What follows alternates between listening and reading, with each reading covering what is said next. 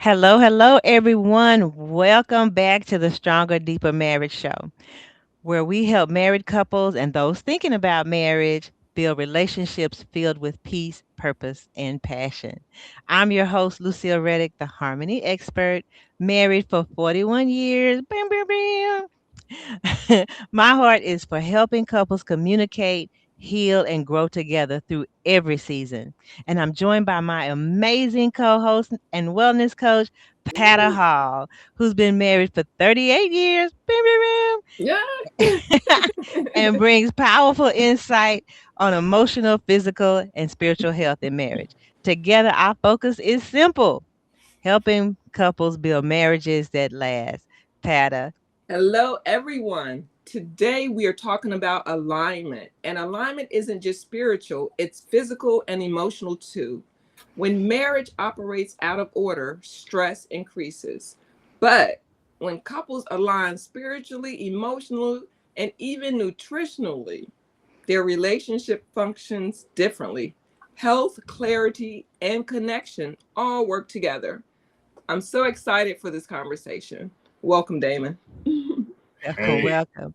We have named the theme for this show Restoring the Original Blueprint. So today we're honored to welcome Damon Rich, a consultant and clarity coach married for 27 years. Boom, boom, boom. I need me some sound effects. To his amazing wife, Tamika. And she's a lifestyle coach. No, who's a lifestyle coach and a phenomenal baker? Is that what Tamika is? she's both of those, but she's also a women's clarity coach. So, Okay. Oh, Oh, nice. fantastic. All Nice. right. So Damon teaches that marriage was designed for dominion and divine order, and that friction can sharpen your relationship rather than dull it. He's Mhm. also the author of Things We Forgot Along the Way with the subtitle Echoes of Wisdom. Damon, welcome to the show. I am so excited. Thank you both for having me on the show. I have, since our initial conversation, I've been waiting for this day. Marriage is my purpose, or pouring into marriage is my purpose. And I see marriage everywhere. So, I'm super excited for the conversation today. Oh, fantastic. We are super excited too, because that is our passion also. We were just talking to our last guest about it. We didn't know we would make it to the other side like this. Right, exactly. Because And there we were are so times thankful. like, I don't want to do this anymore. I don't want to do this anymore. I don't think you've had a really good marriage until you've had at least five. I don't want to do this anymore. You got to get me like five. I don't want to do this anymore. It's like the days of the week. It's Monday through Friday. I get to those five. Then you reach the weekend of marriage. And so, if you hadn't reached the weekend of marriage, you still got a little ways to go. I love that. I love Yeah, that. yeah. And that reminds me, Damon, that people will ask me, what are some things, like Patty, you said earlier, what are the tips to stay in marriage, as long as you have and everything, and I have like a little pat thing that I tell them, if you both, love the Lord, then you should see evidence of that. And, if, you should see how the person uses their resources, their money, that kind of tell you a lot about the things that they value. And then, I come down and I talk to them about, if this don't have to be a deal breaker, but if you're a neat person and they're not a neat person, you just kind of want to know that going in, so you know that what you're going to deal with. But I'll tell them at the end, I don't care how much you love the person or know the person, you're still going to wake up probably about 6 months in and say, what have I done? Yes, yes. Or in my case, walking out of the courthouse because we got married in the courthouse and we Hmm. later Hmm. had a wedding, and we both walked in all jolly and happy, and then we walked out down the Like, courthouse, both looking at the opposite side of the walls, like, what in the world did ooh. we just do? Right. And so we started from there. And some people might find this hokey or think like I'm like being um just making up something, but real in reality. So my wife had a black Acura Integra at that time. We pulled out of the parking garage after we got married. We had to wait until our payday to get our marriage license, all of that Hmm. good stuff. Yes. And we were going, it's in Tallahassee. So we were going to, I want to say Sam Goodies or somewhere. And when you come out, you come down a hill and you come up. And as we were coming up the hill, we saw two distinctly separate rainbows. And we were like, okay, We did the right thing. we What? did the right thing, God. Okay, you got to help us. But it looks like we're going to take this as a sign we did the right thing. Oh, And what a divine sign. Yes. Yeah. Oh. That you needed that reassurance, and it was right there for you. absolutely. Oh, and that's something y'all could look back to and everything. So Oh, yeah. Oh, yeah. I can tell you through one of the darkest periods of our marriage, probably about 15, 16 years in, um, we and I tell people this to this day, with what we went through, because infidelity visited our marriage, and what we went through. If I was not 100% sure that my purpose was not tied to my wife, I would not be in the marriage. I was like, mm, nothing else mattered. This was something that God wanted, or where God wanted us to be. Hmm. Now, of course, she had her own decisions, but for me, Hmm.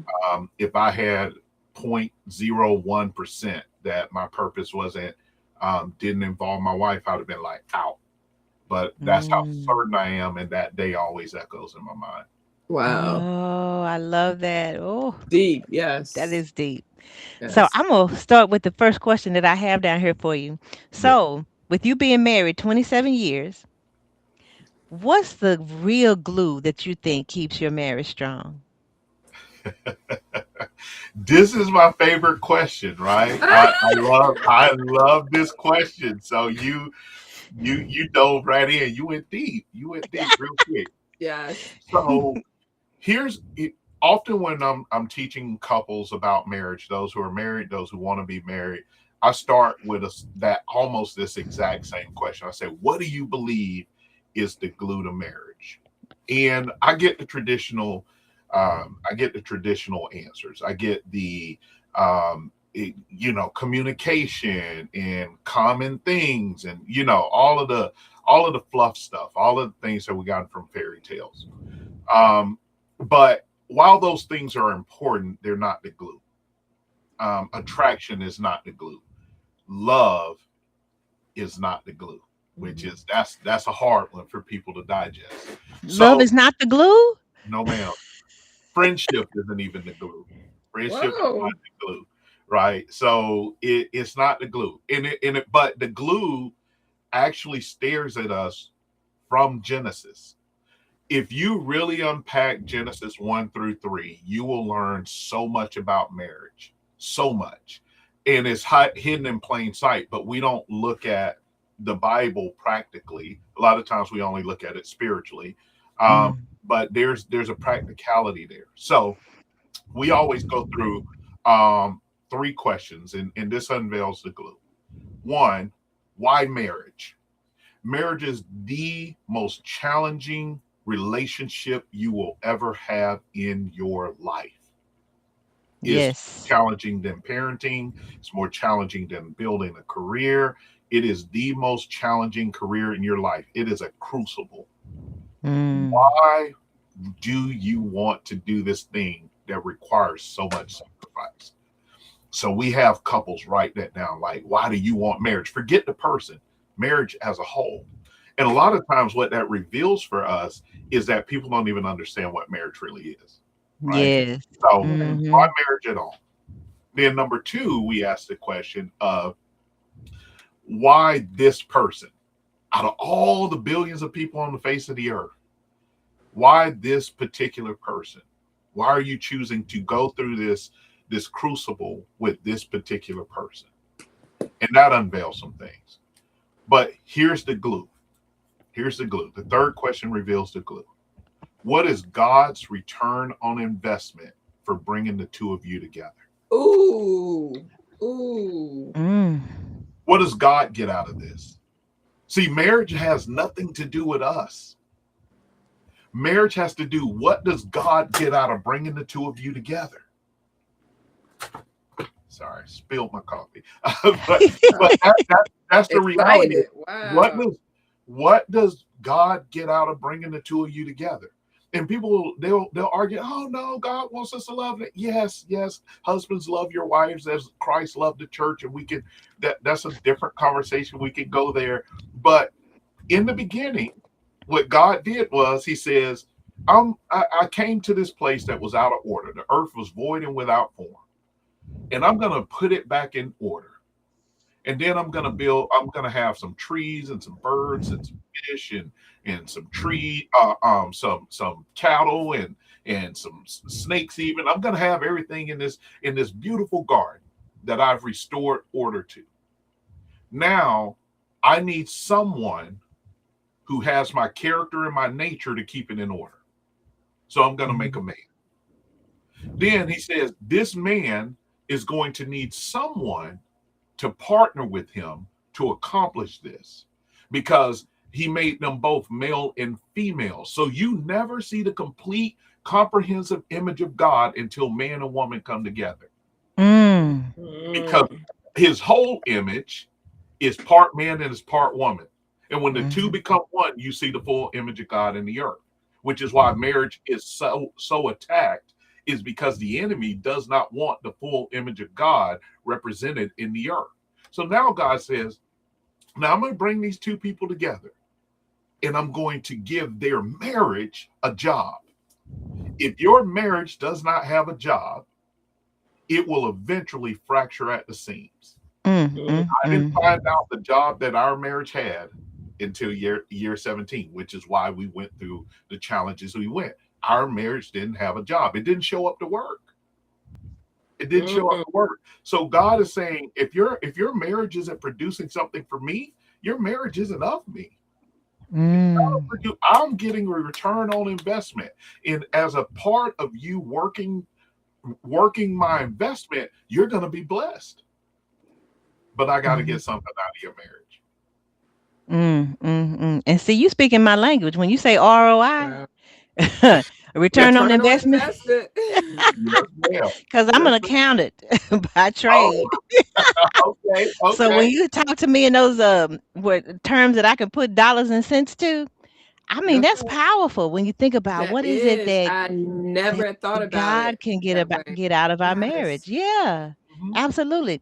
But you bring up a point though. When I guess you're saying they give you a little pushback when you say that our marriage is not necessarily for us to love each other. Mm. Yes, we want to love each other, but you said it's as Christ loved the church. If we really unpack that, Christ loved us so much that he came and died. It was He never d- about he him. li- yeah, Yeah. it was always about us and his Mhm. glory. But he died. He suffered. He kept reaching out for us and loving us when we were unlovable Mm-hmm. and deep in our sin. He kept Mhm. searching for us, bringing us back to himself. If that ain't love, that but I mean, it's like you say, that's love in action. Mhm. How much did God love us? Yes, he loved us. And that's the example that you're saying we should take away, if I understand you correctly. And I'm gonna take it just a little bit deeper. You're right Ooh, there, right? Yes, ma'am. I'm gonna take it just a little bit deeper though. Come on deeper. in. Look at Come on. look at it. Christ is the groom, Mhm. right? So we are the bride, Mhm. right? Now, when we get to heaven, what do we sing about all the time? We're gonna worship God. We're gonna spend all day crying, holy, holy, holy to the Lamb. We're gonna cry, holy, holy. We're gonna surround the throne, right? Mm-hmm. Mhm. That's a return on investment. So when Christ came, he said, I'm the groom. I'm going to get my bride, and our marriage is going to produce something for you, Father. Our marriage is going to produce something for you. So even Yes. with that, he had to get uncomfortable because I often I always like to go real practical with the Bible to help people grasp. Now, this is what it looks like, husbands. Just talk to the husbands for me. Okay. This is Okay. what it looks like to really love your wife. You are comfortable. You already got your kingdom. You already have your robe. You already have the angelic hosts celebrating you. Everybody thinks you're somebody. And then God says, go get her. Well, God, I don't need her. I got everything I need. No, no, no, no, no. Go get her. You think you've arrived, but I need something to pull out everything I have in you, not just the gifts. I need you to Mm. now be a blessing. I need something to pull everything out of you. So Christ got up off of his throne where he was comfortable. He already had a crown. He had nothing to prove. And the Father said to him, I need somebody to go down and get this bride. She a hot mess, right? And he had to get uncomfortable. In order for me to love my wife, and I'm not calling my wife a hot mess, but I have to get uncomfortable to love her. To Mm. demonstrate love to my wife, I have to be uncomfortable. I Mhm. can't love her from a place of comfort. Wow. Right? Okay. So Yeah. when it says that he came down and loved your wife as Christ loved the church, what am I willing to do? What comfort am I willing to sacrifice so that I can love Mhm. God's Mhm. daughter the Mhm. way that he wants Yeah. her loved? Right? So Mhm. now here's the hardest thing about being a husband. Practical, and I tell young men this all the time. You have to love that woman knowing that she is capable of putting you on the cross. Mm. That's Mm. love. You have to love her, no, because when Christ came, it was his potential bride who was saying, crucify him. Yes. Forgiveness, everyone gets a chance to join the Mhm. brideship, right? Mhm. So here it is. His bride was saying, crucify him. You have to Mhm. know she's capable of putting you on the cross. Don't mean she will, but she's capable of it. Now, wives, and this is what I tell wives, he's going to have a season of death. Mm. Going to go into a tomb. He's going to go in a place where he needs solitude and reconnection with the Father. He's going to. You have to be the first one to the tomb to celebrate the resurrection that Christ does in his life. Mm. Wow. The woman was the first one to the tomb when Jesus went. He's resurrected. She was first one to the tomb. You a wife capable of being the first one to the tomb? And I think that's the question we have to ask ourselves. Um, in a former interview, Pata mentioned at a time that she had to just be a friend to her husband instead of being in that wife role. Yes, because the Whatever wife role was season, not working. Yeah. hmm whatever That lady, season he was in, yeah, she had to take a step back and say, I'm not his wife right now. I need to be. He needs a friend mm-hmm. right now, and I think that's so important. You know, do you have anything else to offer with that, Pata? No, that's just it. It was very difficult for a decision for me to make. And I only made it by the grace of God. And it was only God, like you say, staying in my ear. No, don't leave because, I'm rolling out. This is no, no, no, no. And he was just chirping and hollering and screaming, no, no, no, no. And then I just heard it. I didn't think of this myself. It came to me. Put the wife over here for now. Put it over here for Mm-hmm. now. You like this man. You are friends. He's not being a great husband at this particular time, but he's a good man. He's a great man, great father. So I had to remove that in order to be there for him, if Mm-hmm. that makes sense, Yes, ma'am. and not just nag and you ain't doing this, not take the wife out. And I had to be that friend and pray us through that situation, be that foundation that he needed for himself. Even if we would have ended up parting ways, I didn't want anything bad to become of him. I still wanted the best for him. Mm-hmm. But in that moment, I couldn't worry about we're husband and we're wife and we're doing this. It was just like, okay, let me be friends. Let's focus and let me be here for him as a friend because he needs this as a person. Mm-hmm. And then when we got through that, I was just like, I didn't even know how I got through that, but it was just prayer. And it was like, oh my gosh, I can't believe I did Right. Right. that. Because, we're like, no. I- I'm out. This is not what I thought it was gonna be. This is not according to the But fairy I tale know that I as had. right, Hmm. like you said, as that man, going through that season of death, as you just stated, that Hmm. he still needed me. He just didn't know it. Yes, yes, yes, absolutely. And I love the way you talk, because you give the perfect illustration to what it looks like for a man when he's going through a season of death. He needs his Mhm. friends, but often his friends abandon him. Look at again. I see marriage everywhere, right? So when you look at the story of Jesus, he was surrounded by would be brides, 12 of them. All of them Mhm. betrayed him. All of them abandoned him.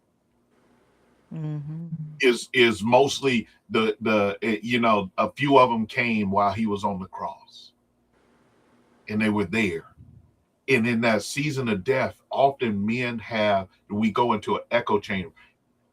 A lot of men who commit suicide, it happens in their season of death. They have no Mhm. one that can hear them. They only see their actions. They never hear their heart. Mhm. You have to hear his heart, because we're not always the best with our words. I really protest against the thing that men are not great communicators. We are actually excellent communicators. We just communicate in a different way that is perceived by men, but not often perceived by women. Right. And particularly if women didn't grow up around men. Women who Mhm. grew Gotcha. up around men, they're able to discern. God gives them a level of discernment Mhm. of that, and they were trained in the voices, in the speech of men Mhm. Mhm. when we're Mhm. silent. So Mm. yeah, Yes. yeah. So Yeah. it's a different thing. Yeah, I love that you said that they communicate a different way. And I had to learn that. This is gonna sound really funny. Because I didn't grow up in the home with my dad in my life day to day after second grade. My parents got divorced between second and third grade. And Hmm. so my interactions with men were, my uncles, stuff like that, Mhm. sparingly on the holidays and stuff like that. But I remember early in our marriage, Donnie was talking on, that's my husband's name, Donnie. Donnie was talking on the phone, and I would notice, I could tell who he was talking to by the way he sounded. And then another thing was, we had VCRs at that time, and I had to run out, or maybe he had to run to the store. If he had to run to the store right quick, he'd say, "Hey, tell me how the end of the movie ended." This was before the VCR. We didn't have a VCR, is what I'm saying. He'd say, "Tell Hmm. me how the movie ended." And he would come back, and I'd tell him, "Oh, they did this, and this happened, and that happened." And then, I'd give him the blow by blow of everything that he missed, right? And Hmm. I went to the store one time and I told him the same thing. "Hey, tell me how the movie ends." And he told me they died.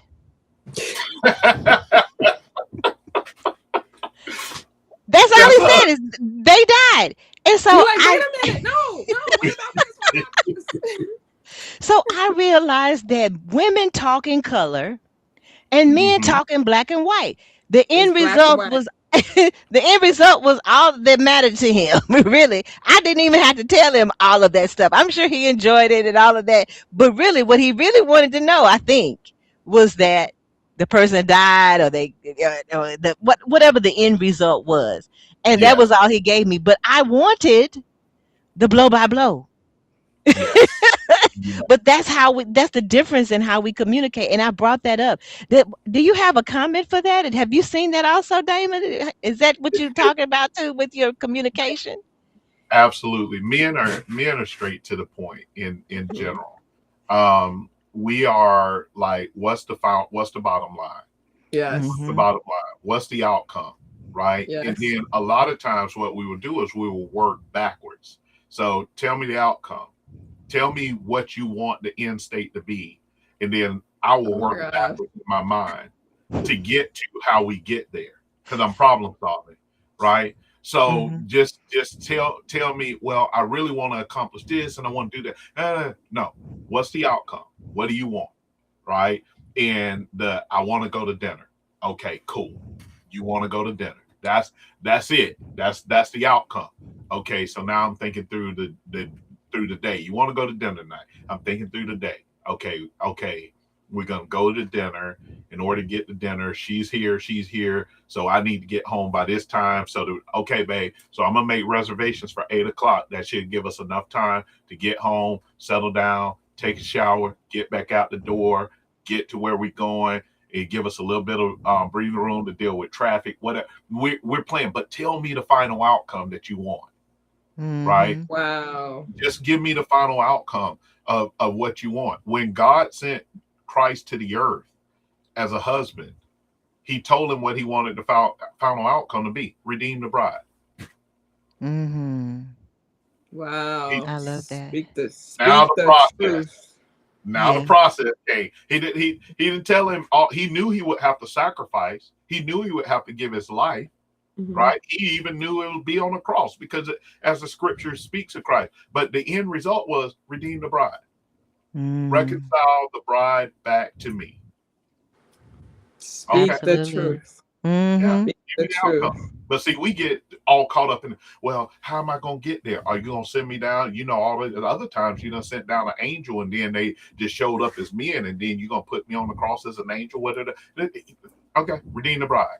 Nope, nope. I'm The going to send mission. you a woman.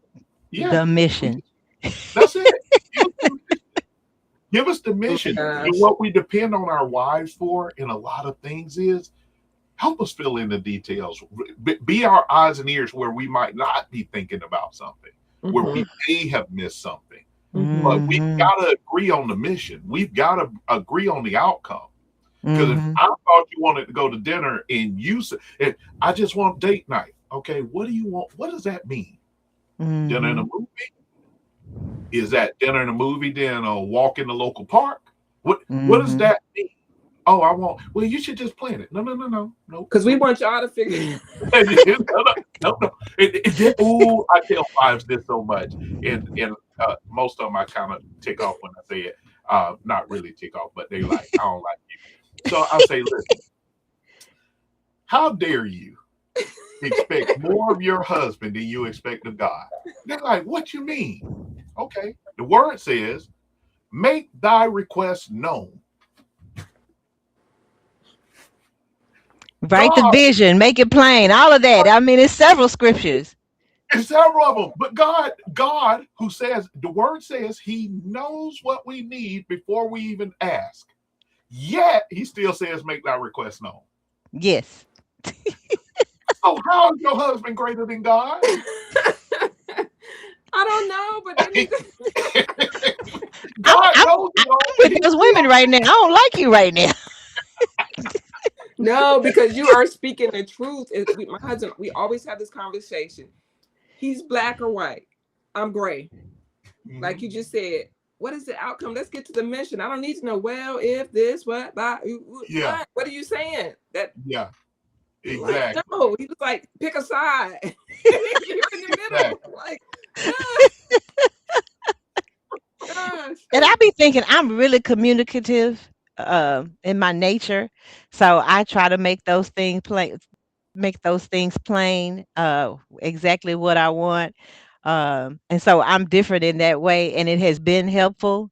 Um, but I can see where sometime I have gotten caught up in the minutia of, you know, well, how we gonna do this and how we gonna do that and da da da da da. And, but it's the mission. It don't really matter.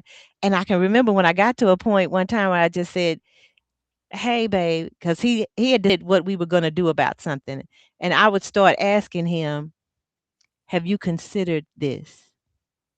Because it's something that the Lord kept bringing up to in my spirit that he hasn't considered this. But instead of saying, "No, I don't think we should do it," I just start asking him, Right. "Have you considered this?" And I'll say, "Da da da." But whatever you decide, that's what we gonna do. We gonna still do the mission. So Mhm. I found that to be helpful. So if there's any wives listening who are used to being leaders and bosses, and you have that A personality where you just like to take charge and run roughshod over things, because that was me. But I had to take a step back and follow the mission and agree to the mission. And it was something we had agreed on. I'm not saying I'm a doormat or anything like that, but it was a mission that we had agreed on. We just hadn't Mhm. agreed on the The process of getting process. there. Hmm. You know Right. what that was. And so I would just merely say, add to that, ask the question, have you Mhm. considered this? And then you Yes. guys agree on how y'all gonna make it to the mission. So I love that. Right. But something else Right. that I wrote down that you said, Damon, Mhm. marriage must have a job, and I put slash purpose. Because that's what Yeah. I talk about all the time is living within our purpose. And so I love that you said that your our marriage having a job, because I can see that you can get complacent if your marriage don't have a purpose, a why, a job. So can you Hmm. unpack that a little bit more for us? Yes. Absolutely. Absolutely. Your and this goes back to when I say return on investment. If your marriage is only about you, the two of you, it doesn't have enough to do, right? And you Hmm. will become very complacent. So what happens is a lot of marriages are built on goals. Everybody, a few years ago, relationship goals, and relationship purpose. Hashtag Hmm. relationship purpose. Forget relationship because once you get the house with the white picket fence and the nice dog and the two children or the three children, the nice car, you can go on the vacations you want. You can do it. You're gonna look up and you're gonna say something's still missing. Hmm. Something's still missing, right? In in when I go back to the Bible and I go back to the garden, watch what happened. And this is why you have to stay on mission and why you have to know purpose. If you want to destroy a marriage, here's the enemy's formula has never changed. It's never changed. Mm. The first thing he did is he questioned the purpose of the marriage. If you don't know what we are supposed to be doing collectively together for God as a collective, bringing our skills together, then the enemy will come in and question and say, did God really say? Yep. Did God really say you supposed to be with this woman? Did God really say you supposed to be with this man? Did God really say y'all supposed to have these kids? See, everything the enemy's gonna ask you about is gonna be it's gonna have nothing to do with the purpose. It's gonna be about y'all. So it's gonna Mm. be, is he really the right man for you? Did you really hear God? Because I don't watch because I've been in around ministry for a very long time. I preached my first sermon at 15. Mhm. Okay. And I've had an opportunity to kind of be a pastor to pastor. So I've been behind the scenes of ministry a lot. And so what in being behind the scenes and watching ministry, what I will often see is people get off track because the ministry becomes about them. The same thing Mhm. happens in marriage. The marriage becomes about you, it becomes inward instead of outward. It Mhm. Hmm. no longer serves God. So Hmm. he came to Eve and he did something real crafty. He told her there was more and God was holding out. Hmm. This, ladies, I'm gonna hide all my socials after I say this. Um, women are cursed with the desire for more. He Mm. will always tell you there's more than what God has given you. Now, Mhm.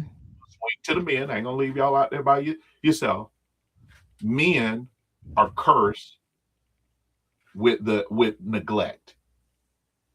Mm. Adam neglected his duties, right? Mhm. Eve thought there was more to it than what God and Adam had already said, Hmm. Mm. right? Hmm. I was just watching, and it's just all over the internet now, especially these younger generation, and that's why young ladies, young men, um, young ladies specifically need women like yourselves who can talk to them about it, because they want what you have now without going through what you had to do to Without get. going through the process. They Say don't Say that. that want again. the process, Say Say it that. again. Say right? that again. They want what you have now without going through the process. So what the enemy does is he says they have a good solid man that they are supposed to be working with, and the enemy say there's more. Mhm. Every time. There are Yes. women who've been in their marriage for years, and the reason they end up stepping out is because he ain't got no ambition. There's more. Whoa. Hold on, when my wife Whoa, met you are me, stepping on some toes right now. listen, when my wife met me, I was making $6.42. There is no way in God's green earth a woman would want to holler at me now. Like if I'm making $6.42 in this day and age, or minimum wage is what it was, man, they'd be looking, oh, you lame, you this, you this, you that. At some point, my wife got exhausted. My wife thought I had no ambition. I'm like, babe, my ambition moves differently. So now Mhm. I'm 6 figures plus, and you're like, but the average woman wants the 6 figure Damon. From the You didn't want beginning. Mhm. the Yes. and you From the said, beginning. yes, ma'am. No Right? struggle love. They don't want to go through that struggle love, right? You know how that young struggle love is. Yeah, that's what they call it. I'm like, no, it's forming, it's becoming. Here's what I Mhm. knew about myself, and I told my wife this. If I had the success I had now and then met you, I may have never chosen you because I wouldn't Mhm. have seen a need for you. Mm. Mm-hmm. But we built something together. I Together. always wanted to build something with Together. the woman I'm going to marry. Not Right. Mhm. already Right. had, And right? Absolutely. I think that's a definitely a big problem. I met a young man, a young couple, well, young man, and he was like, oh, Miss Hall, I want this. He came out to her house. He said, this is what I want right here. I want this house. I'm like, oh, we didn't start right here. Now, thankfully, you guys are starting a little bit better than what we did, but our first apartment was as big as my fist, flooded every other Friday night. Okay. But we was happy with our piecemeal furniture, our two sheets, you know, Yes, ma'am. Yes, and ma'am. we built something together Mm-hmm. because that was the purpose of our marriage, to build a home, to build a family, Mm-hmm. you know. But I'm hearing, like you said, a lot of especially young women, oh, he gotta bank in this, he gotta look like this. And they're not doing anything and they don't look like anything. So how you want a man that's 6 feet, six pack, and you don't even take care of yourself? That, see, you trying to draw me out there in that water powder. Okay, See, I'm gonna stay right here. We gonna stay. no, it's too late Yeah. now. I'm out there with you. So we in the deep end, right? We done Yeah, left y'all. We out here in the deep end, right? yeah, we out here in the deep end. We out here in the deep end because here's, and I say this, and people say, I had this conversation with a few different young ladies, and they were like, at first they didn't like it, then they had to process it. I said, I hate the what do you bring to the table scenario, or that whole conversation. But what I do remind young women of is I say everything that if when I ask most young women, what are you going to, how are you going to add value to his life? Everything that they say, this is the immaturity. Everything that they say is something he can buy. Well, I'm Mhm. a cook. If he making good, if he making the kind of money you want him to have, he can hire somebody, a personal chef. Well, I make sure the house stay clean. He can buy a maid. Well, I'm gonna be good in the bedroom. He can buy a prostitute. Mhm. Everything, and so then they'll come back. Well, I make my own money. I'm this and this and that, and so I could do all those things. I say, but you weren't built to. If you had to pay for sex, it'll break you because that one women were not. They were not that's not in a natural thing that a Not our woman design. would do. Right? It's not your Mhm. design. If you had to pay somebody to cook for you, unless you just outright didn't know how to cook, you'll get tired of going to the restaurants every night. It'll Mhm. break. If you had to pay somebody to clean your house, just as a woman and how women are traditionally raised, it would break you. Those are things that would really not sit well with you because it'd make you feel less than because of how you were probably raised. You're not designed to do those things or Mhm. pay. I said you can, but you ain't gonna like it. Yeah. We in life. can, but yeah. Right? And I'm just saying that in there's we have to work together. Yes. Mhm. We Mhm. have to work together. And I'm not reducing women to cleaning, cooking, and that's not what I'm talking about. What I'm Mhm. talking about is we complement each other. Because I Mhm. know a lot of men who their wives do not cook because they love to cook. Mhm. Mhm. Yeah. My brother, he loves to cook. His wife ain't seen the kitchen other than pulling out the plates in years. He loves to cook. But that works for them, and that's what Yeah, people yeah, need to understand. What works for one couple may not work for the other couple. You have yeah, to Mhm. work together to build and find what your flow and what works for you. You yeah, know. yes. Absolutely. Absolutely. So, Damon, you brought up something about this ambition because I saw a clip on social media the other day. I don't know if you've ever seen tonight's conversation. Yes, ma'am. That's the one. That's the one. That's the one. I wanted to go pull that young lady to the side, hug her, and rebuke her at the same Oh, time. Like, bless your heart. yeah, but they let her have it though, for real. I was like, yes, she was I feel like she was expecting them to, because I mean the audience was hooping and hollering and going on, and they asked some clarifying questions, and you know, uh, but they let her know that, baby, they gonna never be enough for you. Uh, so when I heard that, she was talking to Patty. I don't know if you hadn't heard the clip, but the woman, she got up there and she asked this panel on tonight's conversation, and she said, "Well, my husband, I think he pays the bills and he takes care of the kids, and he was this amazing person." She mentioned several of his wonderful qualities, but Mhm. she said he's not ambitious. Mm, mm, that one right there.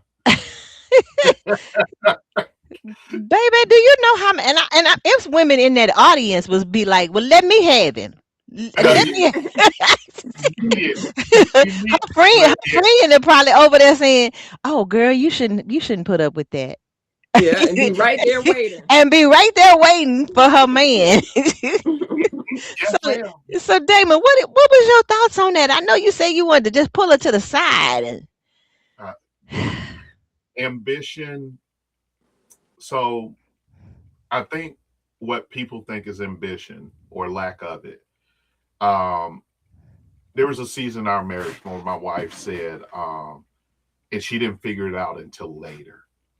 And this was after we had gone through the darkest season. She didn't figure it out until later, and she said, "I thought you were just content. I didn't like you would be content." And I was like, "What have I gotten myself into?" Because in our early years, of course, we didn't have a lot of money. But I told her one time, I was like, I had a '84 box Chevy. I was like, I'd be content if I was just to get the engine right in this, get it painted, put me some rims on it, get the inside done, fix it up, do all those things. I would be perfectly content if that was the case. Um, and for years, because she didn't ask follow up questions, she thought that that meant I didn't want anything.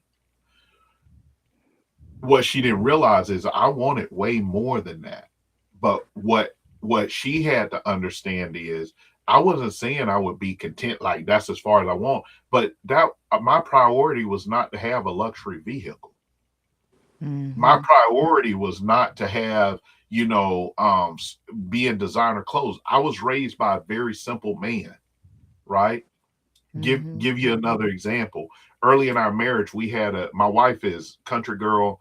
She cooks. Like she cooks everything from scratch. She cooks. Ooh. Cook.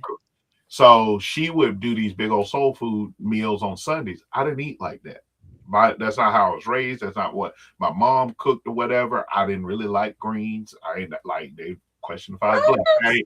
I ain't like no greens. I ain't eating no chitlins. I ain't Yeah, doing turn in your card, man. No. I ain't do Take his none black of card. Take his black card. it. Take it away. Take it away. I ain't do none of that. Now I enjoy collards. Now she got me on some stuff. I ain't really even eat mac and cheese. None of that. But Okay. she, yes, yes. It took me time. Lima beans and rice. Took me time. So Okay. I grew up where there's nights my mama worked, my stepdad worked, and my mom was like, "I'm gonna just cook some hot dogs and French fries." My stepdad would eat it like it was a gourmet meal. And so Mhm. my wife was frustrated. She's like, I'm doing all this cooking. I'm doing that. And I said, babe, I didn't ask you to do that. Mm. Mhm. She was being to me the wife that she thought that her mom had told her to be. Now, my mother-in-law, love her. She was married once, divorced, never married again. So you even in that's your mom, she's giving you some good information, but you also have to calibrate that because she wasn't married, right, for a long period of time, or she didn't sustain a marriage, right? Mm-hmm. Or whatever the reasons were. But you got to be the wife that I need. And I'm telling you, on a Sunday, I could be happy with a grilled hot dog and some French fries or some potato chips. I'm Oh not. wow. I'm a Okay. very simple man. I'm a very simple man. So it wasn't about my ambition. It's that Mm-hmm. I was content with the things of life. And for Mm-hmm. me, even now, my wife wants to move. We're thinking about Tamika wants to move. We're thinking about, hey, let's go to Dallas. Let's go to here. We're thinking about places we want to move because our kids are grown. As soon as Mm-hmm. our youngest son gets out of college, graduates from FAMU, Mm-hmm. we're like, hey, we're gonna probably make a move because Mm-hmm. I want to travel. She's like, no, I want to get a bigger house. Why?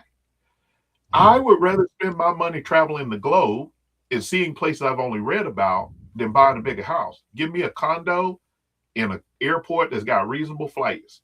Let's, let's go. And over time, she's starting to see that simplicity. It isn't Mm-hmm. that I wouldn't like, I would love a house that's maybe slightly bigger than what we have, only for because my studio is a shed in the backyard that I've built out and whatever. Mm-hmm. But I would love if my studio was just in my house. I can walk down the hallway to my studio. Yeah, Mhm. but it's got to be practical for why I would have a bigger house, right? Mm-hmm. Yeah. And so Mhm. she mistook that as thinking I didn't have any ambition, and she didn't see Got it until later because I went from $6.42 an hour, right, mm-hmm. to where I'm at now, where she saw continuous progress. Growth. He went Mm-hmm. from making $26,000 a year to $50,000 a year to Mm-hmm. $100,000 a year to Mhm. 200. She's looking, she's like, oh, I see it. Like I've never been content like that. I'm ambitious, but I just ambition for me is not what I own.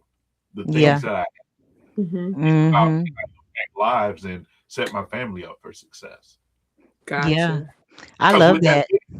I'm gonna say this with that video, what that young lady missed is, and you're a financial person, so I'm gonna tap into that. If he's paying all the bills, and she even say, I make more money than him. Well, sweetie, we got a problem.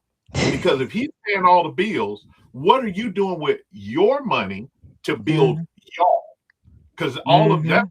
you have 100% disposable income that you can use to invest or whatever. Have you sat down with a financial planner to see how we can move our family forward? And maybe, just maybe, if you did that, it'll take some of the weight off of his shoulders so that he can exercise some of the things that you call lack of ambition.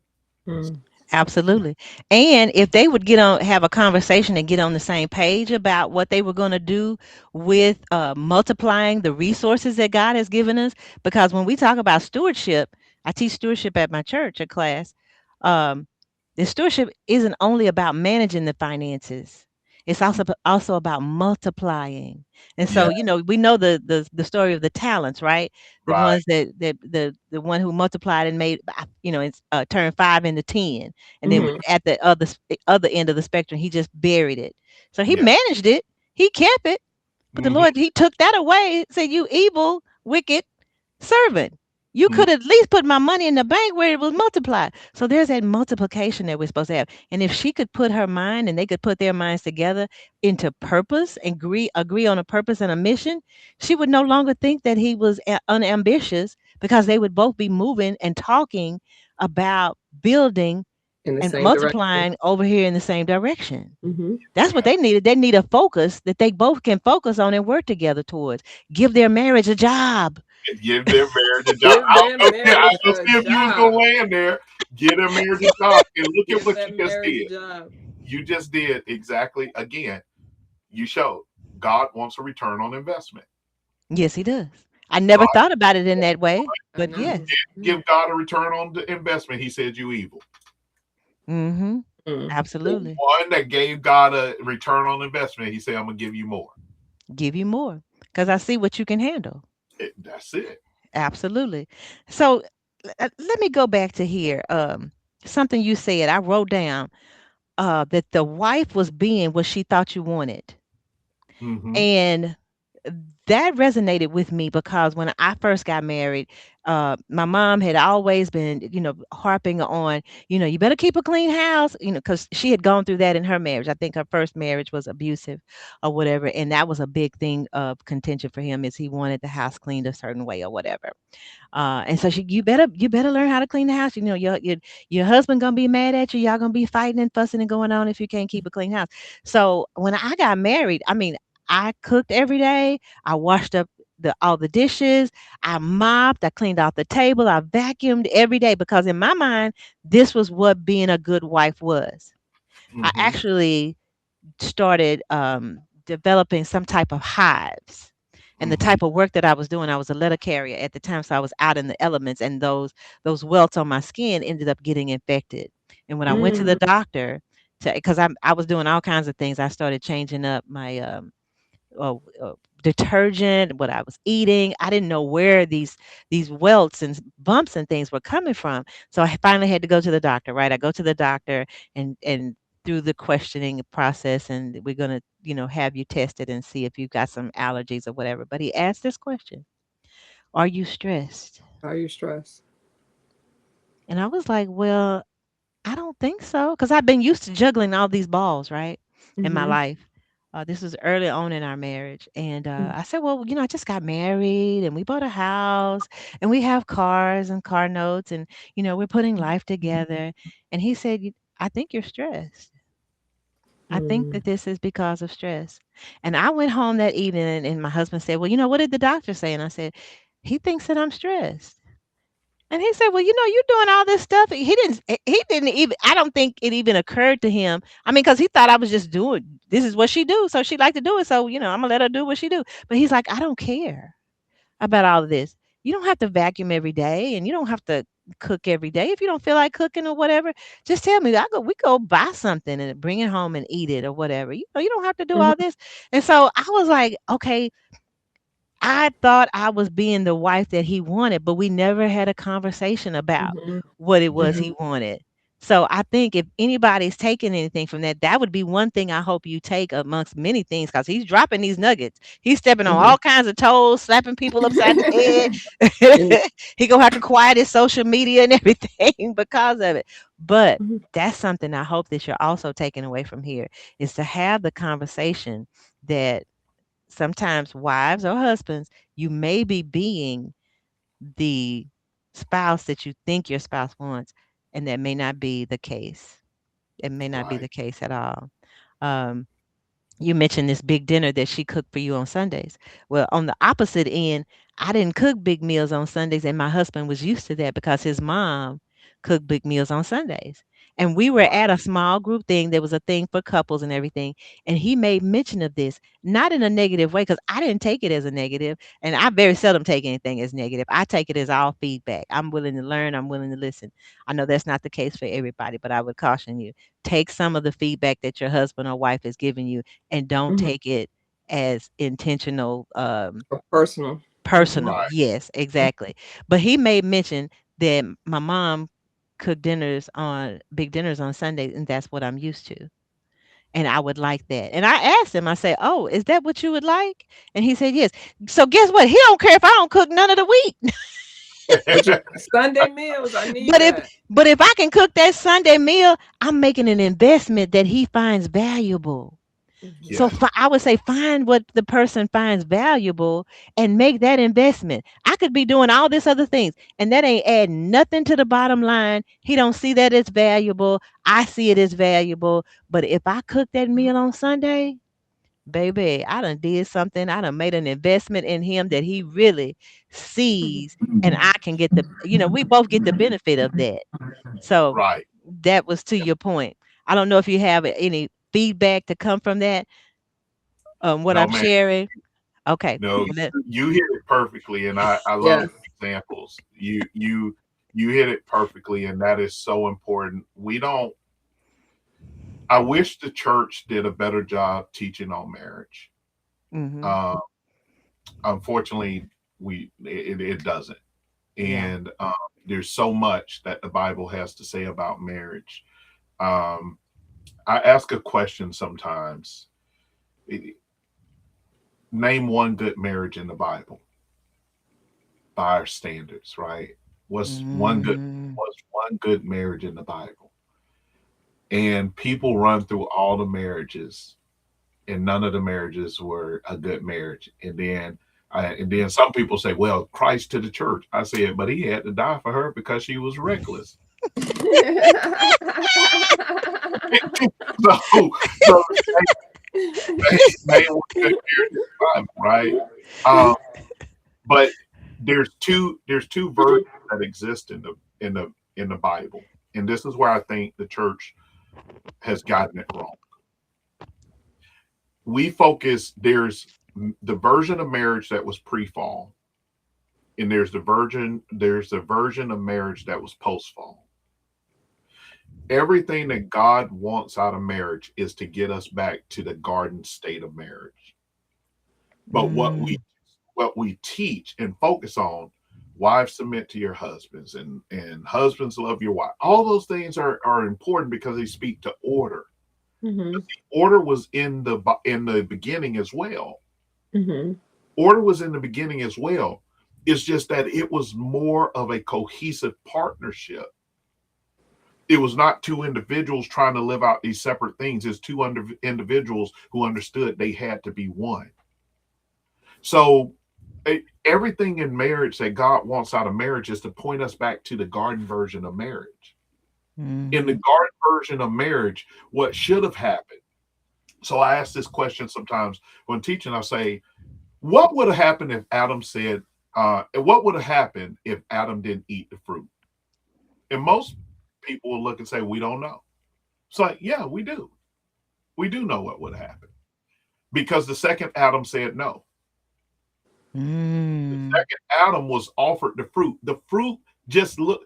All the fruit is will you do something different than what God has told you to do? Mhm. Mm. That's all the fruit is, and it shows up in our lives every day. The fruit is offered to us. Will you do something different than what God has told you to do? When Jesus was in the wilderness, that's what the devil came. He attacked his hunger, right? He attacked Mhm. his identity, and then he tried to discover if he had any pride. So he said, "If you hungry, turn these stones into bread." Jesus like, "Nah, I'm not doing that because I'm gonna live off the word of God." He like, "Okay, if you be the son of God, identity.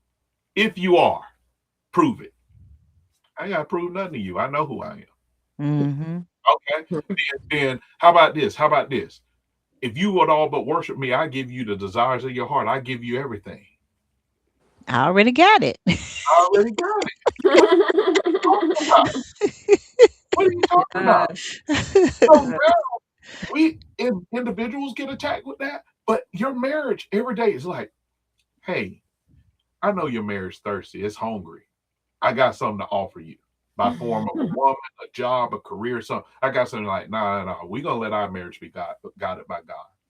Okay, then. Well, if that ain't gonna work, is God really calling the two of y'all together? Look, y'all don't even match. He messy, you clean. He like to eat, you don't like to cook. Nope. This is who God said we are together. Oh, okay then. Cool, cool, cool. How about y'all be this power couple, and I make everybody look up to y'all as long as y'all worship me. Nah, we good. We gonna worship God. We have to understand when it comes down to marriage and really being sticky, right? Like glue, sticky in Mhm. marriage, is that if our marriage is not submitted to God, then we have a problem. What we have, a lot of churches, unfortunately, are teaching, not maliciously, I just think out of ignorance, what I Yeah. call a Jesus plus marriage. You need Jesus Mhm. plus these societal structures. No, I need a Jesus only marriage. Mm. I need a Jesus only marriage. And a Jesus only marriage looks so much different. It looks so much different. Mhm. Mhm. When when we went through our darkest moment, an infidelity visit, um, and my wife can talk about it because it's on her part, and we talk about it with couples a lot. Mm-hmm. Is before it all got exposed, God said you can build or destroy. He kept whispering to me. Didn't know what he was talking about. He talked to me for a year, and when everything came out, um, I absolutely wanted to take lives, and God said you can build or destroy. Say, okay, God. Mhm. Now, the one thing that God told me is you cannot bite the same fruit. You can't go for revenge.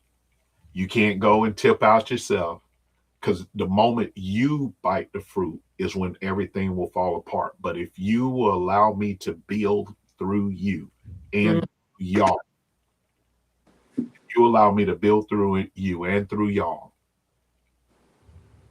then I promise you, you will be blessed because you didn't bite the fruit. Wow. Mm. I love that. It Yeah. doesn't have to always be infidelity or whatever, but I guarantee you, every marriage, your marriages, even now, are still offered fruit. Mhm. God Yep. says your marriage can't take a part of. And what believing marriages have to decide is this: what set of rules will govern my marriage? Is it Bible or is it society? One of the Mhm. first questions I ask couples, they're like, "Oh man, you do." I say, "Hold on, first before we talk, can you tell me what set of rules is your marriage living under? Is it Bible or society?" Once they tell me society, I say, "I really can't help you. I share what I can, but everything I'm going to give you is a marriage that lives under Bible." Mm. So, I love that. I love that. So Wow. for me, this was so pivotal in our marriage. I read a book by a lady named P. Bunny Wilson. Her and her husband were out of California, and I think they were, if I correctly, their ministry was to like celebrities. They were mm-hmm, in the entertainment industry and stuff like that. But she wrote a book called Liberated Through Submission.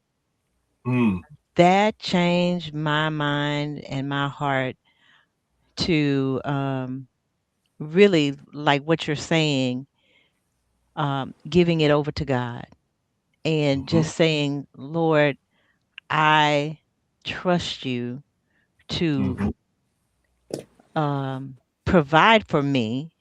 Mm-hmm. mm-hmm, Um, Let me put it this way: I took the onus off of my husband and I mm, placed it fully on God. I said, if you're the source, I'm relying on you to love me and provide for me through my husband. And what that did for me is it took the focus off of me looking and saying, you not doing this or whatever. And I just had total faith in God. Lord, I know you can do this. I'm trusting in you to love me through Mm-hmm. him, underneath him, move him out of the way, whatever it is. I know that you're the one who's going to do it. And I trust you to do it.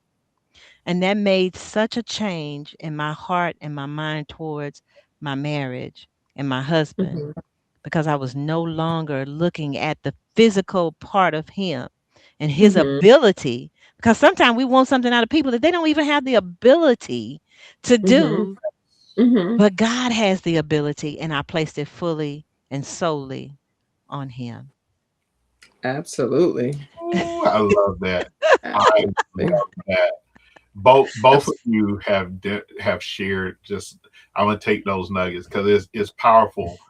Paddle, when you talk about I had to become his friend in the season, you talk about, hey, I had to surrender, basically put my marriage back in God's hands instead of me trying to do it. I have to put it over here and say, God, if you called us into this marriage, this is your responsibility. Right. I'm your daughter, right? Exactly. I'm your daughter. What this your responsibility? When I But perform weddings, I point that out.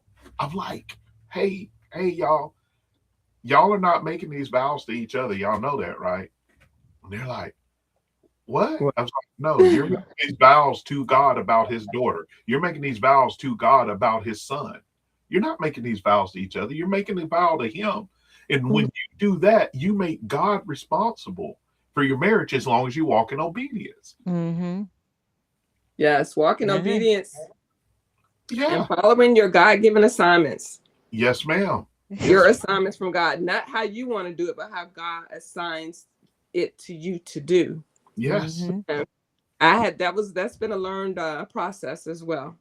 Yes. As I Yeah. become more seasoned, I really understand being obedient in your assignments Yes, ma'am. derived from God.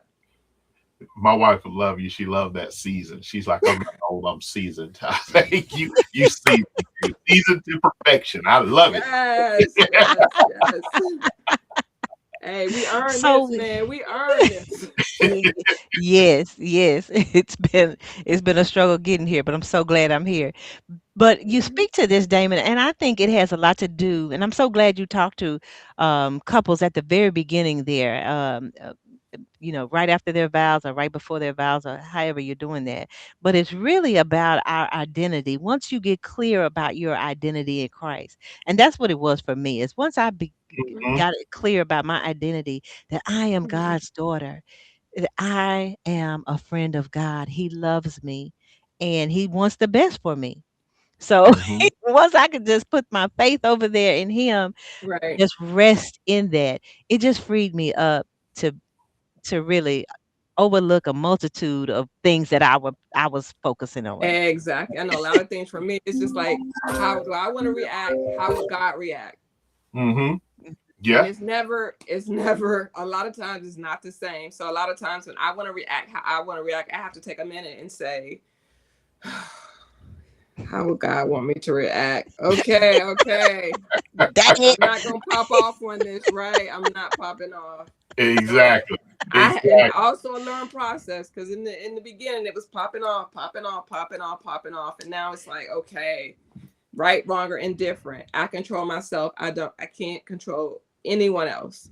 So Yeah. I'm gonna respond in alignment of how God wants me to respond, and I have faith that He will rectify this situation and just leave it at that. Yeah. Yeah. Mhm. No, that is so important. For me, I think the hardest God said something to me in a season of healing about being a husband. And me and Pop always have these conversations. We talking, and like when I have a conversation with God, it's just like, climbing up in the lap of my dad, or I'm riding down the road and he just kind of holding the wheel and we talking. And he says, son, you're never going to transform into the husband I want you to be until you get rid of that woman you gave me out of your spirit. Mm. Wow. Okay. Often as husbands, and I talk to so many husbands older than me, younger than me, um, that I've now understood why God's saying that. And I'm gonna be completely transparent here. I haven't fully eradicated it. Hmm. Mhm. Because there's certain areas where it's still that woman you gave me, right? And Mhm. God's like, you got to get that out of your spirit. And I hear it in the voices of men where they find themselves like it's not as pure as just I'm blaming her, but it's like, God, you gave me this woman. I know I'm supposed to be with this woman, but she acting a slam fool, whatever. And he said, as long as your focus is on her behavior and not my Mhm. plan, you're not going to be able to execute my plan fully because you're Mhm. distracted. Eye vision. Right. You Yeah. follow me. You can't even look. You can't even look at me. Keep looking in the back seat. There's this R&B song that called Mirror or Rear View Mirror, but the chorus of it says, keep me in your mirror, but don't take your eyes off the road." Off the Off the road. road. Right. So it's like I gotta remember, like, yeah, you're in the car with me, but I'm gonna wreck if I keep looking over there at you. Hmm. Mhm. I look over here. Oh man, head on collision. No, I gotta stay focused here, and I've got to trust Mhm. God, like you said, Lucille. I gotta trust God that He's got her. I gotta Mhm. trust.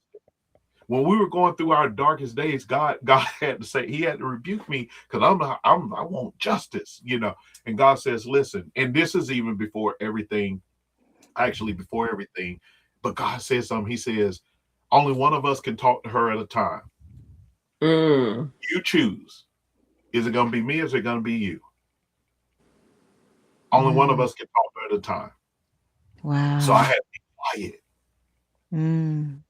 That's the hardest thing. I have that on my refrigerator, knowing when to be quiet. Yes, yes, yes. It is a hard thing, you know. And so I just had to get it and like, okay, God, mm, mm, Right. I got so much I want to say. Right. You Be gonna all let up me in your mouth. Be all up in here, yeah. right? You can say, "Okay, God, you don't want me to Yeah. speak right now." You don't want me to talk. Well, I don't get to talk. Everybody else talking while I can. Yeah. It's so I'm like, man, come on, God. But his ways are right. He never fails us. Right. Absolutely. So Well, I want to Absolutely. take you back just a minute because I circled on my paper here. I'll be writing notes as you're talking about stuff. And you're Mhm. talking about marriage and having your marriage having a job slash mm, purpose. Talk to us a little bit about how people cannot focus on kids to a point that they lose connection. Because the reason I'm asking you this is when my daughter went off to college, so many of her friends, and one in particular, friend that she didn't even have a place to go home to because soon as they got her off to college, they split. mm, And you hear that common. I hear it. I don't know if you hear it, where people Mhm. have focused solely on just Staying together raising for the kids. staying together for the kids or raising the kids, which I'm not against staying together for the kids. I'm really Right. not. I Right. think people Right. should stay together for the kids because you brought Right. the kids here, and that should be a Yep. purpose for you is to get the Yep. kids to a place, and be there, that cohesive unit for the kids. Because Right. people will say, "Well, I'm not happy. If there's no abuse or anything going on in the home, I think you should stay together for the kids. If that's Yep. the glue that'll Me keep you too. there, then yes, keep that as a purpose." But Yeah. what I'm saying in this is that people get so wrapped up in their purpose being raising these kids, that they lose sight of the relationship that they have with each other. And it's easy to do. My daughter was an elite athlete. I traveled mm, around as a chaperone with her. And my mm, husband, we traveled to all these track meets and all of this. And so there was a season in life where she was a big focus for us, but we still tried to keep that connection together that, you know, Mhm. she's going to leave and go to college one day.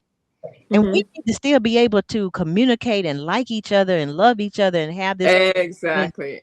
Oh my after the gosh. Yes. kids leave. So can you speak to that? Because I circled that. I wanted you to be able to speak to our audience about maybe how not to, have the kids become just that mission, that purpose, that job.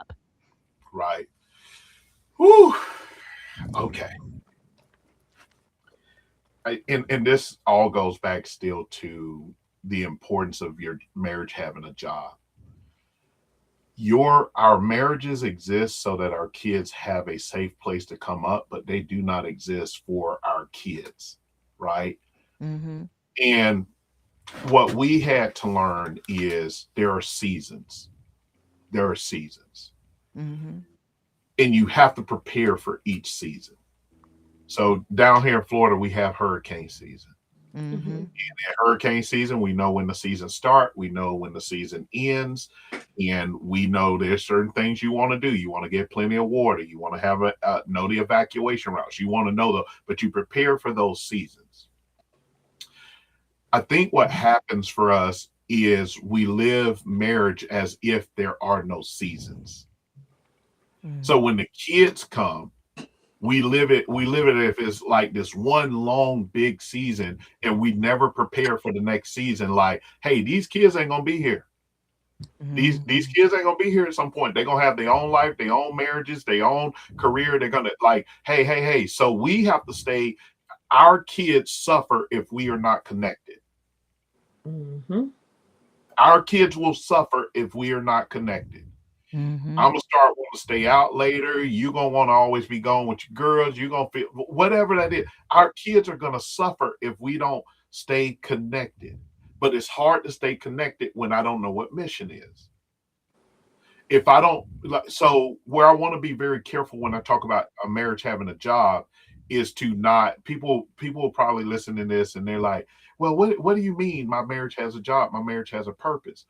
For us, our purpose collectively for Tamika and I is to reestablish biblical marriage in the earth, to help couples heal from infidelity, and to help couples avoid infidelity.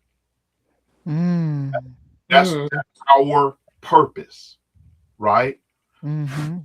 Because of that purpose, that means we have to also show up for our children, right? Mhm. We did an episode one time when we were doing our marriage podcast. We did an episode one time, we brought our kids on, and the thing that we wanted people to know is it is not possible for us to serve you if it wasn't for them.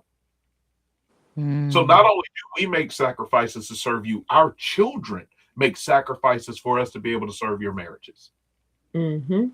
And we Mm. let them talk a little bit about about growing up in the house, and just we just had some casual conversation with our kids. And so when you have understand your purpose, then it is easier to integrate your children into the process. Mhm. And Okay. once you integrate them into the mission, you never lose that connection. Gotcha. Okay. You never Got lose Mhm. the connection because they're integrated into they're not a side mission. They are part of the mission, Mhm. right? So it. our kids, when we would do conferences sometimes or workshops, our kids are there checking people in at the door. Mhm. They're part of Mhm. Yeah. they're helping set up and tear down. They're part of the mission. Right. They're helping do Mhm. slide decks and the bit. So now that they're older, helping produce some of the content and video, they're part of the mission. So I Right. think that that's what happens is we don't integrate our children into the mission. So now our kids just become the side mission, and then the side mission becomes the permanent mission, and the permanent mission dies. That's Yes. what I always said. I should tell my husband because we had our first son before we got married. We got married like 2 years later. And I always said, I was like, gosh, what's going to happen when they grow up, go to college, and leave? So when that happened, I was just like, ooh, it's Mm-hmm. never been just us. We've always had kids from the very beginning. It's never Mm-hmm. been just us. We have to see if we really like each other after all these years, or have we just been together because of the children? Right. Right. And that was a very interesting time for us because it had never just been us. Right. It had never, maybe a few months, but we had that baby real soon. But I Mhm. have a question it for had you. never just been us, and it was a nice time. It had never just been me. I Right. became somebody's mother, then somebody's wife. Before I even know who I was. Whew. Yeah. So Yeah. that transition for myself as a woman when my youngest is out doing his thing, and then us as a couple. And it's been some time since my youngest got out and is on his own, but it's just like, oh yay, we still like each other. We weren't together just for the kids. Like you said, they were intertwined in our mission without me even knowing that that's what's going on. But like you say, when the kids leave, it's like, ooh, now what? Because this was our focus, but evidently they were intertwined in our mission. Right. Um, Purpose from God. Right. And we're loving this being on this other side, just me and just us together and whatever we can do. And for me, just being able to go to Chick-fil-A and have a bill that's $10 and not 35, it's just like, That's no, real talk. Real literally, talk. how when you have kids and you go to they want this one, they want this, and they're screaming in the back, and you're like, he had this last time, and you get the bill and he's like, what did you order? Like, I literally cried at the drive-through the first time I went to Chick-fil-A by myself, even if it was just me and my youngest son, because he would need 2 meals, two of this, and I'm like, how's the bill $40 and it's just two of us? I just got one thing, The first time I went by myself, they were blowing the horn. I'm like, I'm sorry, y'all, I'm having a moment. Patty, you gotta be kidding me. So, No, I'm telling you, I've always had kids, and I love being a mother. I love being a mother. But when you have kids, we went to McDonald's last time. I want to go to Chick-fil-A. I want to go to Burger King. And you go there and you just get used to being in a cycle. The first time my husband and I traveled, we took a bunch of road trips with the kids growing up. It's hard to pay for flights for 5 people. You can get in the car and go a little Yeah, bit you gotta further, go in right? the car. Mhm. So the first time he and I took a trip down south, we always stopped at Bojangles with the kids.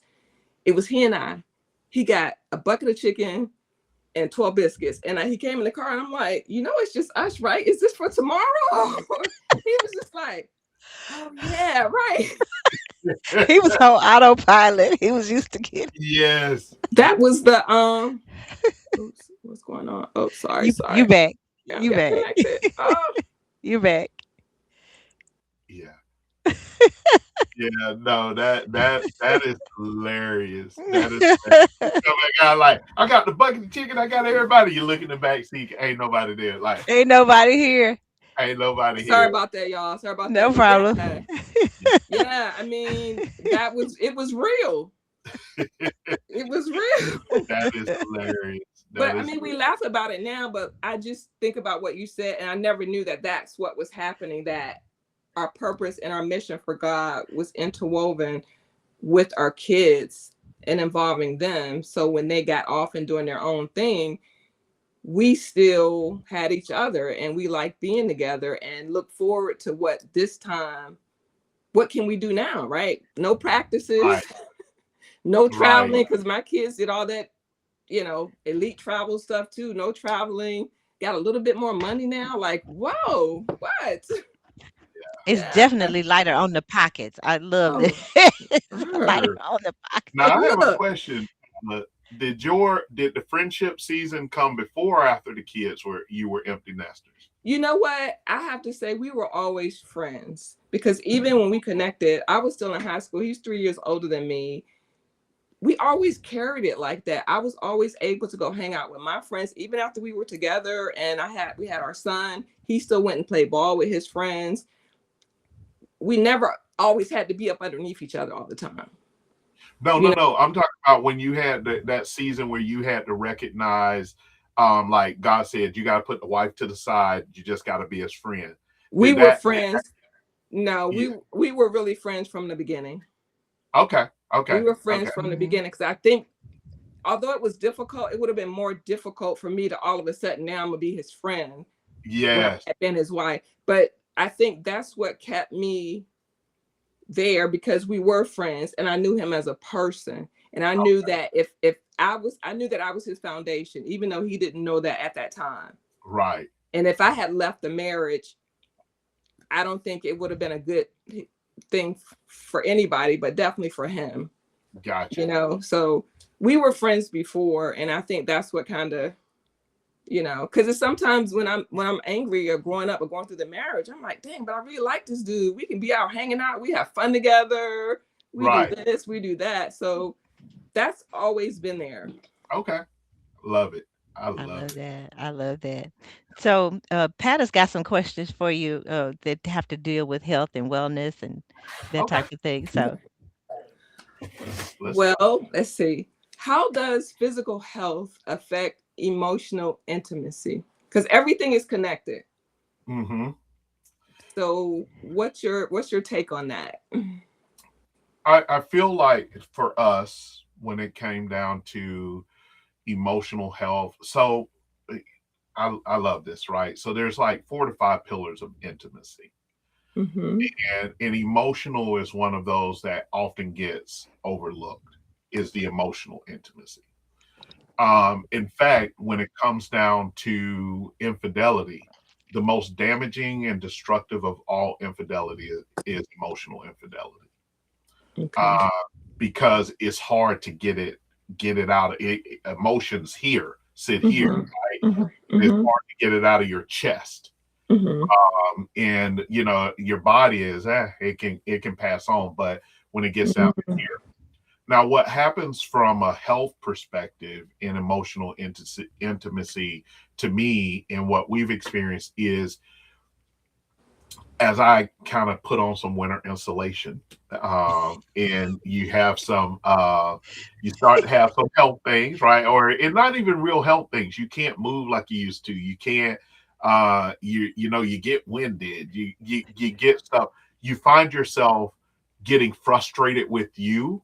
Mm-hmm. Spouse takes it as frustration with them, and it starts to break emotionally because there's a Okay. misunderstanding of what's being communicated.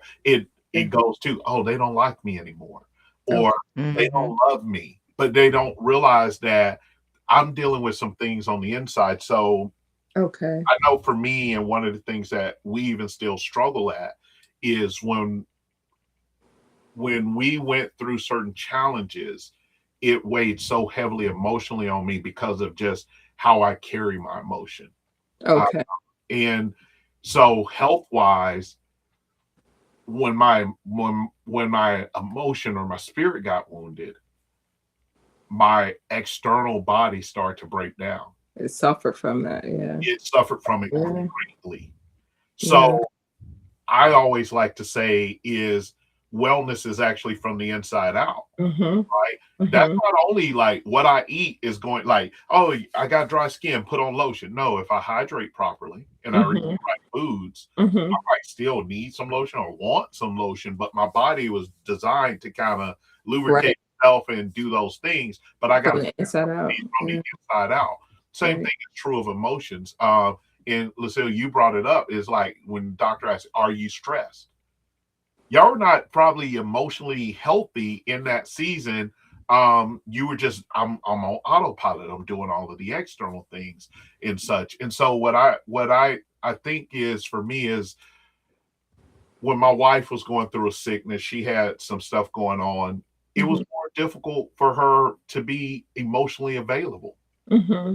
because all Mm. that was dominating her mind was, well, what do I have going on with my body? What's going on? They can't figure it out. We're going here, we're going there. And she had to change her diet. And when she changed her diet, her body started to get better and Okay. things were good, but there is no emotional availability because she was focused on her external. She was focused Physical. on health. Yeah. Gotcha. Yeah. Gotcha. So you and Tamika both love studying scripture together. How Yeah. does spiritual alignment support your emotional wellness? Listen, if y'all could sit in the car for some of our commute Bible studies, when we get into a scripture and we start dissecting that scripture, Uh-huh. Woo! that's when I feel the most connected to her, even more so than above physical intimacy. Okay. Is when we are Mm. vibing on scripture, Mm-hmm. it literally transforms the room. Like we have, there's times where we have going to Tampa, which is about 4 hours from us, and Mm-hmm. we'll get started. Our favorite thing to do to travel is to listen to podcasts together Mm-hmm. and or discuss scripture. And so we'll get on scripture and we look up, we're in Tampa. We have talked the entire way. We sitting there like and we have a halfway point where we're usually checking in like, hey, you want to stop to the bathroom right here? And she's Mm-hmm. like, yeah, I do. And then, but I don't know. I want to keep talking. I've been having to use the Can't break bathroom. this up. Yeah. Can't break this up. So, so we get there and it's like we stop and then we rush in the bathroom. We didn't even stop and get those snacks, get back in the car so we can continue the Talk. conversation. I And love it. my favorite thing to do with her is to talk about scripture. And Okay. Ah. it creates a bond that you don't realize. Mm-hmm. And this is what we found. Every time we would get into deep spiritual conversation, almost immediately, somewhere on the trip, we're gonna have an argument, a crazy argument that just comes out of nowhere, just out of nowhere. And what it highlighted for us is this is what the enemy doesn't want couples to do. He doesn't want couples to have scripture and word as the Yeah. center of their being. Yeah. Constant distraction. Yes, ma'am. Mm-hmm. Yes, ma'am. So, yeah, it draws us closer. All right. Well, if you could tell our listeners what's one small health habit couples can start today. I'm a junk food junkie. I'm reforming as a junk food junkie. Hey, Uh, my wife loves to bake, hence how I got all of this winter insulation. winter insulation. Right. The one small health thing that I would tell couples that they can do that we have started doing, and this actually goes back a little bit to the kid conversation, Mm-hmm. is to start making healthier food choices together. Together. Okay. Together. So you don't have the cheeseburger and she got the salad, right? Right, right. You have to start making healthy Together. food choices together and make it an adventure, right? Mm-hmm. Make Mm-hmm. an adventure of like for me, my wife is a natural cook, so she Mm-hmm. just cooks off of feel, look, whatever. I'm Mm-hmm. following instructions. It drives her crazy, so she can't even be in the kitchen when I'm cooking. But I did these salmon bites at Mm-hmm. and with some honey mustard on them, whatever. And I did them in the air fryer, and she really, really liked it. So she took them up a notch. But that was a result of her saying, "Babe, we need to make some different food choices." Okay. Mhm. Right. And I Okay. was like, okay, so the journey was, okay, I'm gonna look up some things that I might like and try them, see how Mm-hmm. everybody like it. And then we kept Mm-hmm. but just turn it into an entire journey together of just Mm-hmm. making one little small One food small choice. change. Yeah, one small change at a time. If you eat something fried 4 out of 7 nights, just reduce it by one together. Find a non-fried way to enjoy your same meal. Small Figure changes. yes, ma'am. I love Small. that. I love that. You don't have to overhaul the whole meal plan, your whole eating uh thing all at one time. Just make one small Yeah. choice. Slow and Mhm. steady wins the race, right? Just Yes. Mhm. one small change after another one. All right, listeners, I'm going to pause here for a minute and give you the wellness minute for today's episode. And strong marriages need strong bodies, calm minds, and aligned spirits. What you eat, how you breathe, how you move, it all impacts how you communicate. Healthy couples just don't talk through conflict, they care for their bodies while they're doing it. I love Love that. Yeah, Thank you it. for Love that, Pata. you're So, Damon, welcome. at the end of our time here, um, I'm going to ask you. I got two things I'm going to ask you. The first one is this is what I ask all of our guests. What's one heart to heart questions couples can ask themselves tonight to align with God's design for them? What's one heart to heart question couples can ask tonight to realign with God's design for them? I think the question that I would tell every couple to ask themselves is God, have we made you a guest in our marriage or the head of our marriage? Ooh, Mm, ooh. Show us where you sit in our marriage. Show us. I Where do love you sit? that. Yeah, I I love that. important. That is important. Great So, question. that is a good question. So, tell us about your book, Things We Forgot Along the Way, Echoes of Wisdom. And also tell our listeners how they can either get the book or where they can follow you at. Take this time to do that. Yes, ma'am. So things we forgot along the way, Echoes of Wisdom, is really the first of a couple of books I plan to do in this theme. So there will be a part two to it. But it's about wisdom I learned growing up, just things that I learned them lessons from the most unexpected places, right? There's a story I share in the book. I'll give you the short version, but read the book and it'll bless your soul. Is I learned confidence from a crack addict, What? bona fide crack addict. You gotta explain that one. Come on. You gotta unpack that one, as Uh-huh. Lucille would say. You gotta unpack all of that. I learned confidence from a crack addict, and it really transformed my career. But I was probably 18 or 19, and I was learning to play spades. I wasn't the best spade player, and we were sitting one night drinking, smoking, what have you, and he'd go off every now and again, do what he does, and he was a he would we were losing. Me and my partner kept losing. We weren't winning consistently. And he looked at me. He wasn't my partner. We were playing against him and his partner. He said, you know what your problem is? you don't have no confidence. I say, I don't got no confidence. He's like, no, you don't play with no confidence. He say, you play. There's books I had no business getting, but your lack of confidence let me get the book. I'm like, oh, I don't have no confidence. He's like, even when you don't have it, you got to play that card confidently to the point that it makes your enemy or the people that are competing against you second guess Their hand. their move. I said, Mm. okay. The very next hand we ran in Boston, they get single. The whole time I was looking at him, I said, "Is that enough confidence for you?" Whatever. But I Yes. that lesson in everything I do is I do it with confidence. Am I doing this confidently? And I'm not talking about bravado confidence. I'm talking Hmm. about a sense of actually understanding what the mission is and Hmm. knowing what I'm doing and executing it. And then more importantly, trusting that if I get it wrong, God will correct me. Oh, I love that. Mm, Yeah, If I mm, get mm. it wrong, God will correct me. Amen. every time. Yes. Every time. Hmm. So the book is really about just those little bit of lessons throughout my life that I've learned from different places, and they are things that I carry with me until this day.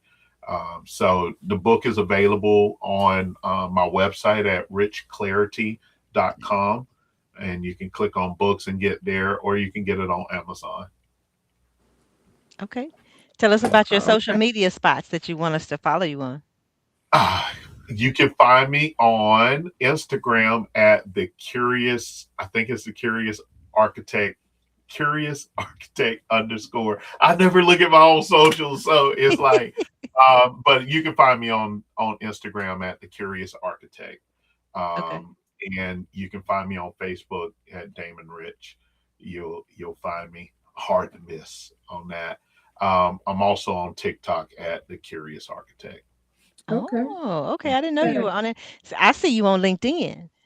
Yes, ma'am. I'm on LinkedIn, Damon Rich on LinkedIn all day long. It's a bunch of different lanes that I run in, and so Okay. yeah. And so All besides being an author, aren't you also a speaker and a trainer?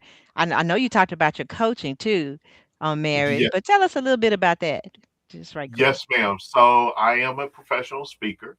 I do keynotes for organizations. Not only on marriage, I do converse about relationships. Mm-hmm. Mm. Like marriage is just one type of relationship. And so, organizational relationships, I talk to people about just becoming better people because at the end of the day, I cannot be a better husband, a better friend, a better daughter, a better son, better employee if I'm not first a better person. So, Hmm. that's one of the things that I do in that regard. But I also am an operational consultant. So on LinkedIn, and you'll probably see some updates on my LinkedIn here coming soon, is I am a vendor behavior modification specialist. So what I do is I teach companies how to have better relationships with the vendors that deliver service to them Hmm.